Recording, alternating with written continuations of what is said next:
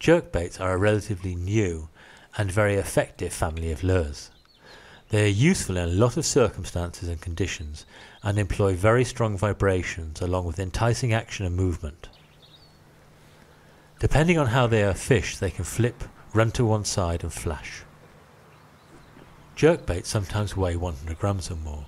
Casting and imparting the fish enticing action into these lures requires a short hard rod about 180 long, a small multiplier or bait casting reel and relatively heavy braid with a breaking strain of about 15 kilo.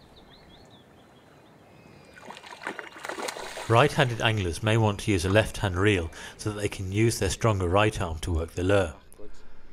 The rods have to be as light as possible so that the action can be imparted to the lure with the minimum strain on the angler.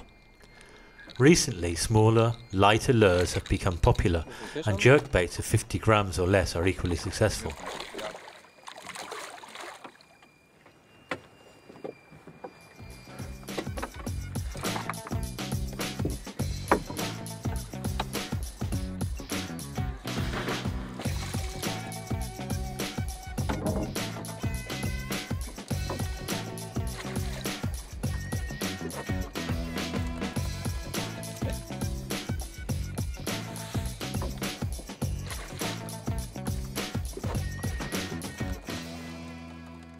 Jerkbaits are mainly split into divers and gliders.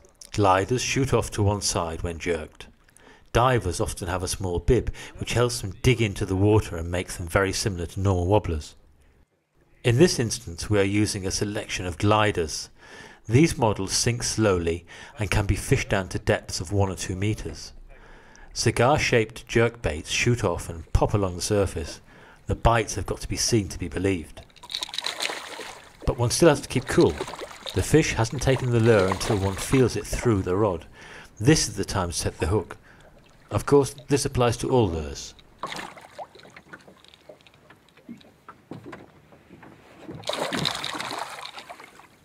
The preferred jerkbait trace is a short length of stainless steel wire. These stiff traces reduce the probability that the hooks foul the trace during the cast or whilst fishing the lures.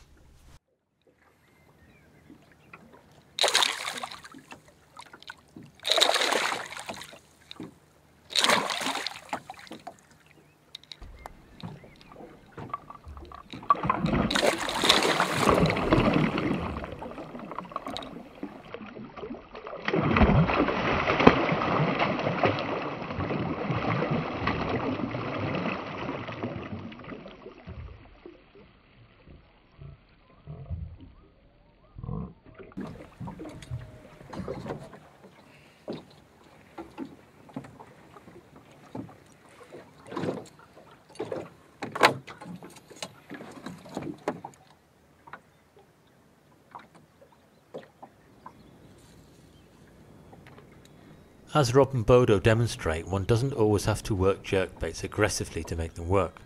Light jerks bring contrast to a steady retrieve and can put a lot of fish on the hook. Used properly, a jerkbait will draw a lot of attention to itself. Jerking the rod tip horizontally to the surface will cause a glider to break out to one side. A diver will suddenly dive as though trying to take safety in deeper water.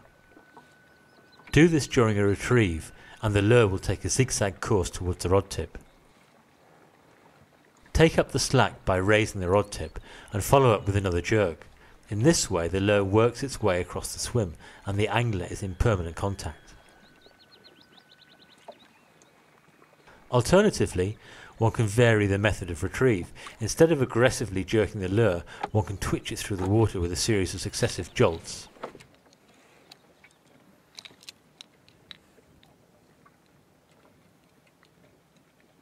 Try and impart the action of a sickly, panicking baitfish into your lure. Begin with jerking the lures close in where you can see them. Try and figure out what gets the most response.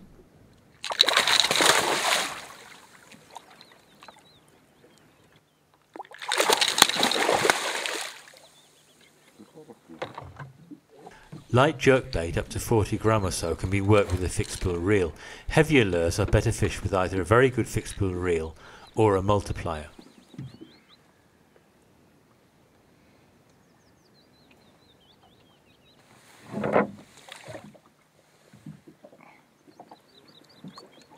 Small multipliers or more ergonomic bait casting reels work really well.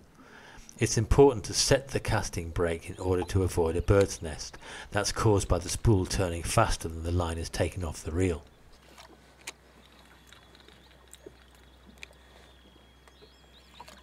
Wind up the lure to just below the rod tip, flip your reel into free spool and adjust the thrust bearing on the side plate until the lure drops slowly of its own accord.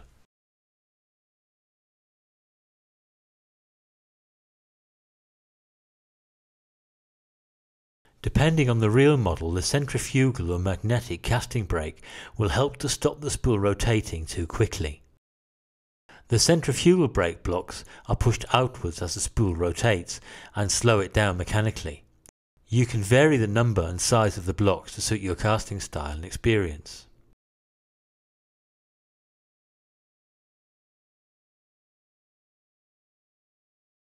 Magnetic brakes slow down the spool electromagnetically.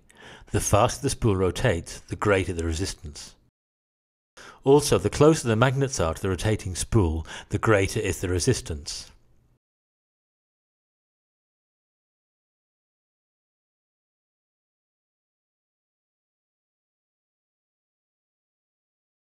Stopping the spool with your thumb just as the lure hits the water will avoid most problems.